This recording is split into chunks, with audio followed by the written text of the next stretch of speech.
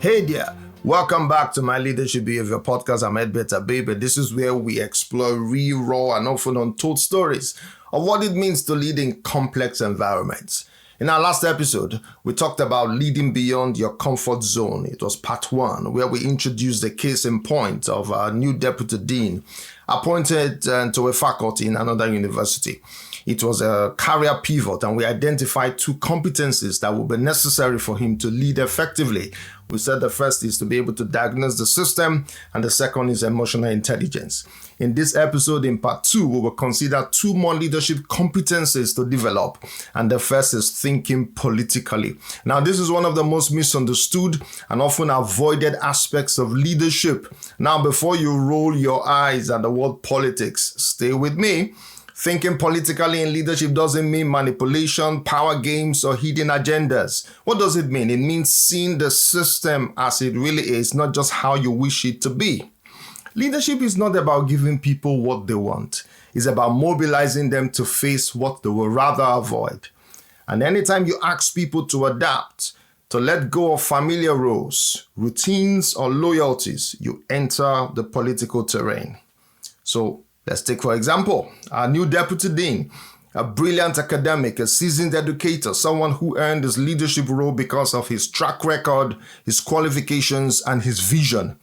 But here's what you are not taught during the PhD program or during faculty meetings.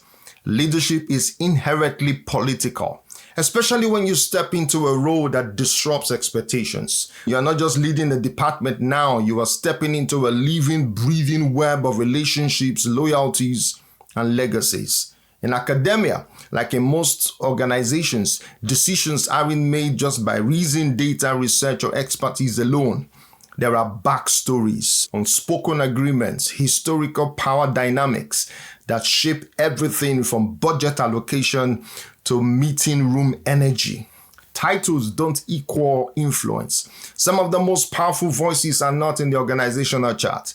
Loyalties, alliances, and historical baggage sometimes shape outcomes more than any policy document. So how can our deputy dean step into this environment with integrity and impact? I'd like us to break it down into 4 adaptive leadership moves that he needs to look at. Number 1, he needs to map the political terrain before acting. Before making bold declarations or launching new initiatives, the deputy dean needs to pause and organize the system politically. He needs to ask who are the former power holders, the heads of departments, committee chairs, the union leaders, but more importantly, who are the informal influencers, the long-serving faculty members, admin coordinators, even student reps who quietly shape culture. What invisible lines of loyalty exist? Are there lingering tensions from past leadership decisions, rivalries, unfinished stories? This isn't gossip, it's strategic listening. Because you can't lead a system you don't understand, and you can't certainly change one you haven't taken the time to observe. Number 2, he needs to build broad alliances, not factions. In insecure moments, leaders often surround themselves with yes people, supporters who echo their ideas and protect their egos. But adaptive leaders resist this. Instead, they reach across divides, academic, ideological, generational. They build coalitions based on shared purpose, not shared preferences. They stay connected to different perspectives, even when it's uncomfortable. Why? Because adaptive change doesn't come from echo chambers. It comes from the friction of diverse voices finding new ways forward. The third thing you need to anticipate resistance and then honor it. Let's be real. Someone's always going to feel left out. Maybe it's the internal candidate who didn't get the role. Maybe it's the team loyal to the former leader. Maybe it's the staff member who sees the new direction as a threat to their influence. Instead of bulldozing through that, a politically intelligent leader will ask, what might they feel they are losing? And how can I name that with empathy? Because behind every resistance, there is a value, a memory, a belief, or a fear. And when you respect those, you can earn trust. And the fourth thing needs to take note of, you need to use power with restraint and timing. One of the most powerful things an adaptive leader can do is wait. Wait before making a big move. Wait before asserting authority. Wait and observe. Maybe someone else should carry the message. Maybe the idea needs to emerge organically. Maybe the timing isn't quite right. In adaptive leadership, authority is not a blunt instrument. It's a lever you pull with intention and often less force than you think. Now, why is this important? You can have the best ideas, the smartest plans, the clearest strategies. But if you ignore the politics of the system, your leadership will hit a brick wall. The real obstacles to progress are rarely technical. They are emotional, relational, and political. So for our deputy dean, you can't afford to misread the informal networks, underestimate the loyalty to the past, or assume that title alone will open the doors. Even the most well-intentioned change will face resistance. And on this point, my final thought is that politics isn't a dirty word. Thinking politically doesn't make you less authentic. It makes you more effective. It means you understand that leadership isn't about pushing your agenda. It's about navigating the terrain of human systems. It's about leading other parts of the organization, not just the visible ones. So whether you are a deputy dean or a team leader, or just stepping into a bigger room, don't just lead from your position. Lead also from your perception. Don't just rely on logic.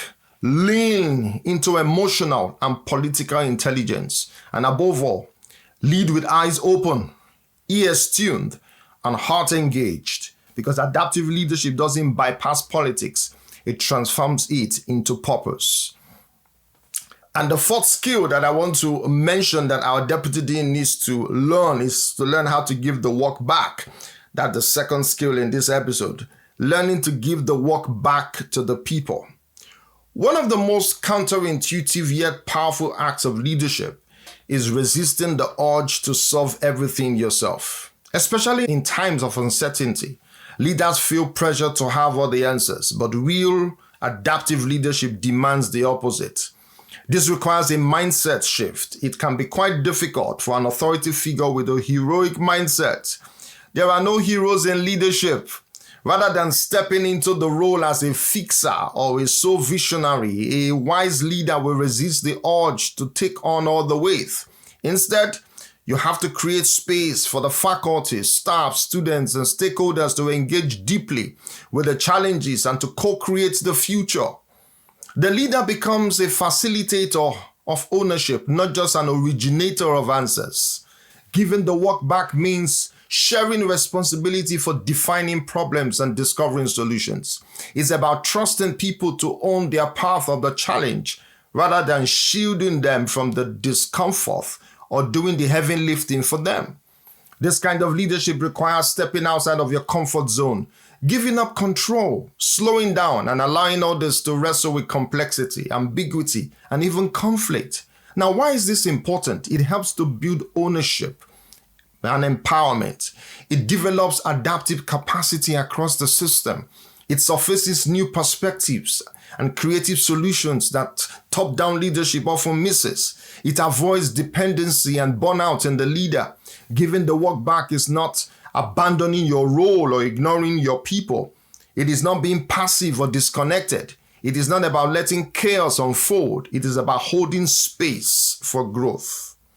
Now, this leadership approach by an authority figure in a university setting is especially important because, colleges face complex adaptive challenges, declining enrollment, inclusion, funding, identity, which can't be solved by technical fixes alone. Legacy mindsets and structures may resist change, and the deputy dean or dean alone cannot and should not force transformation. Real lasting impact happens when people closest to the work feel seen, heard, and empowered to act. Here's how giving the work back to the people might look in this context for our deputy dean. 1, you have to host listening sessions, not to gather answers, but to allow the community to name its own hopes, tensions, and aspirations. 2, ask generative questions. What is the deeper work we are being called to do now? Where are we stuck and why? 3, empower working groups to lead inquiry into key issues, curriculum, diversity, community life, and give them real authority. 4, encourage experimentation, small pilots, grassroots initiatives, and risk-taking that reflect shared values. 5, name the adaptive leadership challenge openly. Help the community sit with the discomfort of not knowing rather than rushing to solve or silence it. 6, recognizing the wisdom in the room rather than being the answer person. The deputy dean should encourage dialogue. What do you think is at the root of this? What would success look like for your team? And 7, instead of shielding people from tough calls, the deputy dean empowers teams to experiment, to learn, to take initiative, even if it involves some risks of failure. This builds ownership, accountability, and a shared sense of mission. Now, I agree that there is a risk factor involved, particularly in settings where people are largely task-oriented and driven, where people tend to measure performance by activity, even though not effective or leads to nowhere. Yes, this can feel uncomfortable and even threatening. People might ask, is the deputy dean doing enough? Is he competent? Why isn't there a clear answer yet? Why are we being asked to do the hard work or his job? Some would say, no, I'm doing his job for him. Some subordinates might even ignorantly claim to be doing the job of the superior. But in this discomfort is the heat that drives real change. When the deputy dean or the dean gives the work back wisely and with care, the entire faculty has the chance to grow, to evolve, and discover its next chapter together. Quick reflections and takeaways. Leadership beyond your comfort zone. It's not a failure, because true leadership isn't about certainty. It's about navigating uncertainty together. What leadership transitions are you navigating today? What part of today's episode also hit home for you? I want to thank you so much for spending this time with me. If this episode resonated with you, please take a moment to subscribe, leave a review, share with someone who's stepping into a new authority position right now.